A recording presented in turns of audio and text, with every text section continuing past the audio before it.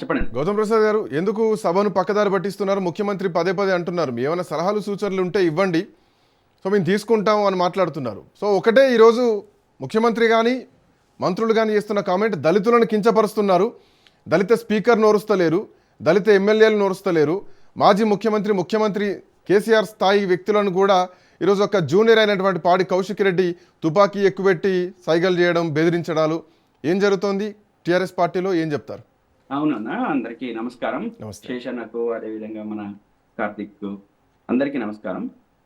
ఈ అంటే ఇవాళ అంటే దళిత నాయకుడిని అగౌరవపరిచిండ్రు, అదేవిధంగా రెస్పెక్ట్ చేయట్లేదు, అందుకనే ఈ రకంగా చేస్తున్నారు, తప్పుదోవ పట్టిస్తున్నారు అనేది రకరకాలుగా మాట్లాడుతున్నారు కదా.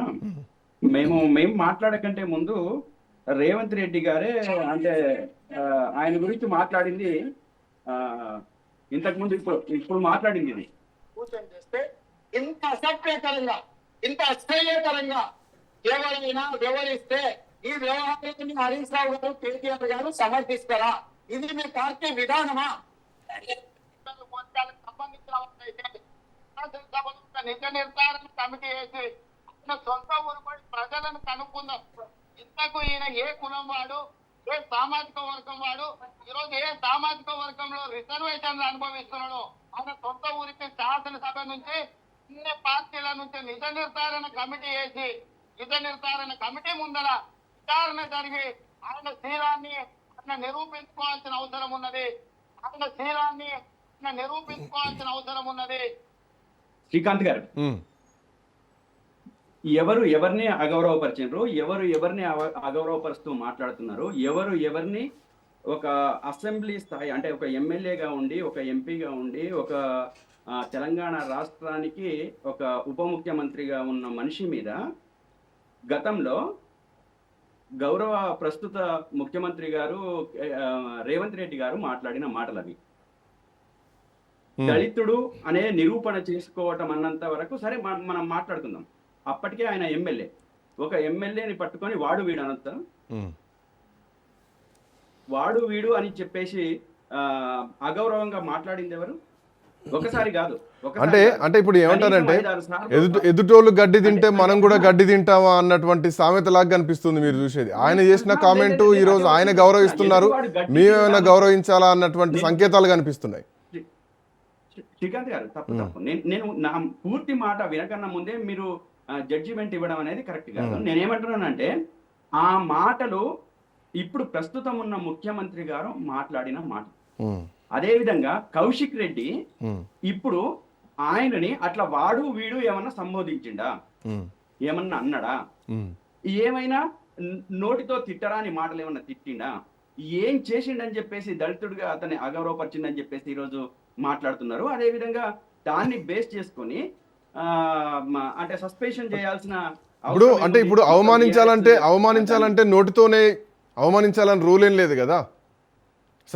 మీకు సభ నడప రావట్లేదు స్పీకర్ గారు అని చెప్పేసి అదే బీఆర్ఎస్ పార్టీ నాయకులు స్పీకర్ని పట్టుకోరన్నారు. ఇవాళ అదే విషయాన్ని ముఖ్యమంత్రి కూడా బయట తీశారు. అంటే దళితులంటే మీకు వడదా? దళితుల్ని మీరు పట్టించుకోరా? దళితులకు కనీసం గౌరవం ఇయ్యరా? ఒక స్పీకర్ స్థానంలో, స్పీకర్ చైర్లో ఉంటే అసలు సభ ఎటు జరగాలి, సభ ఎటు పోతుందో అర్థం కాని పరిస్థితి. సభ నడప రాకపోతే నడప రావట్లేదు అని చెప్పేసి అనే హక్కు ఎమ్మెల్యేలకు లేదా? చెప్పండి. అంటే ఇది ప్రజాస్వామ్యమా లేకపోతే నియంత్రిత్వమా? నిజంగా కూడా నడప రావట్లేదని నేను కూడా మాట్లాడుతున్నా. వాస్తవం అది. ఈ రోజు సభను ఏ విధంగా నడుపుతున్నారు, ఏ విధంగా చేస్తున్నారు? ఏదన్నా మాట్లాడితే అంటే అధికార పక్షం మీద మాట్లాడితే మైకులు కట్ చేస్తారా? అదే విధంగా ఇష్టం వచ్చినట్టు దాడి చేస్తారా? ఎవరైనా అసెంబ్లీలో బడివే అని మాట్లాడతారండి? బడివే అని మాట్లాడతారా? ఒక ముఖ్యమంత్రి స్థాయిలో ఉండి ఆయన ఇష్టం వచ్చినట్టు మాట్లాడితే అంటే సభ బాగుంటది. అదే విధంగా అధికార పక్షం ఇష్టం వచ్చినట్టు మాట్లాడి, బూతులు మాట్లాడి, లేకపోతే అన్పార్లమెంటరీ లాంగ్వేజ్ మాట్లాడితేనేమో సభ చాలా బాగా జరిగినట్టు. కానీ ఎదుటి పక్షం నుంచి విమర్శ వస్తే, సరి అయిన పద్ధతిలో విమర్శ వస్తే అది తప్పు అని చెప్పేసి నడిపేది అది ఒక అసెంబ్లీ. దాన్ని గడ్డం ప్రసాద్ నడుపుతున్నాడు చాలా బాగా అని చెప్పేసి మనం సర్టిఫికెట్ ఇస్తామా? ఒక స్పీకర్ అనే వ్యక్తి ఒక్క నిమిషం కార్తిక్ గారు వినండి. దయచేసి శ్రీకాంత్ గారు, అక్కడ నిండు సభలో అధికార పక్షం వ్యవహరిస్తున్న తీరుని తప్పు పట్టలేని స్పీకర్ ఎందుకు అని అడుగుతున్నా నేను. ఉమ్, ఎందుకు, ఏం అవసరం? నీకు చేత కాకపోతే వదిలిపెట్టేసాయి, ఆ స్పీకర్ పదవిని వదిలిపెట్టేసాయి. కళ్ళకు గంతలు కట్టుకున్నావా? నేను ఇప్పుడు అడుగుతున్నా. అదే ఎమ్మెల్యేలు పార్టీ మారిందని చెప్పేసి ఆధారాలతో సహా ముందు పెడితే కళ్ళు మూసుకొని మాట్లాడుతున్న స్పీకరా? ఎట్లా స్పీకర్ అవుతారు? ఏ రకంగా సజావుగా నడుపుతున్న స్పీకర్ అవుతారు? సభని సజావుగా నడుపుతున్నారంటే నిష్పక్షపాతంగా నడపాలి. ఏ ఒక్క పక్షం తీసుకోవడానికి అవకాశం లేదు, వీలు లేదు. ఎవరైనా సరే, అది బీఆర్ఎస్ పార్టీ అయినా కాంగ్రెస్ పార్టీ అయినా, తప్పుని తప్పనమనండి, ఒప్పుని ఒప్పనమనండి. అదేవిధంగా అధికార పక్షం మాట్లాడితే గంటల తరబడి ఇష్టం వచ్చినట్టు మాట్లాడితే ముఖ్యమంత్రి గారు మాట్లాడినంతసేపు మైక్ కట్ కాదు, అంటే ఇష్టం వచ్చినట్టు మాట్లాడడం, అన్పార్లమెంటరీ లాంగ్వేజ్ యూజ్ చేస్తేనేమో తప్పు కాదు. కానీ ప్రతిపక్షం దాన్ని కౌంటర్ ఇస్తూ మాట్లాడితే, సరి అయిన భాషను వాటి మాట్లాడితే దాన్ని కట్ చేస్తారు. ఇది సభని నడిపే పద్ధతి. అదేవిధంగా ఈ రోజు కడియం శ్రీహరి విషయంలో కూడా అంటే మాట్లాడుతున్నది ఏంది, అదేవిధంగా చేసింది ఏంది? నిజంగా కూడా అట్లా చేస్తే మీరు సస్పెండ్ చేయడమో ఏమైనా చేయండి. ఏ దానికి సంబంధించి ఎక్కడి వరకు పరిమితం కావాలో అక్కడికి పరిమితం కండి, అంతేగాని. కానీ బీఆర్ఎస్ పార్టీకి నేనేమంటున్నా అంటే బీఆర్ఎస్ పార్టీకి మాట్లాడడానికి చాలా అంశాలు ఉన్నాయి. సైగలు చేసి రెచ్చగొట్టి ఎవరికైనా కోపం వస్తుంది.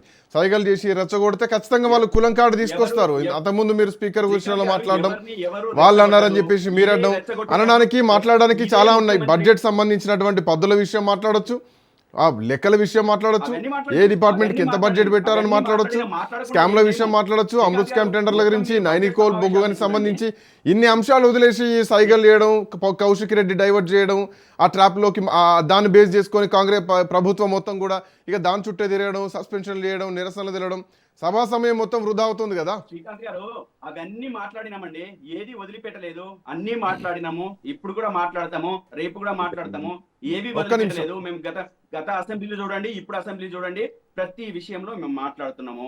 మా ప్రజలకు సంబంధించిన అంశాలు మాట్లాడుతున్నాము, కుంభకోణాల మీద మాట్లాడుతున్నాము, ప్రజా సమస్యల్ని లేవనెత్తుతున్నాము, ప్రతి విషయాన్ని మాట్లాడుతున్నాం. మేమేదో ఒక విషయం మాట్లాడి ఇంకో విషయం వదిలిపెట్టడం కాదు.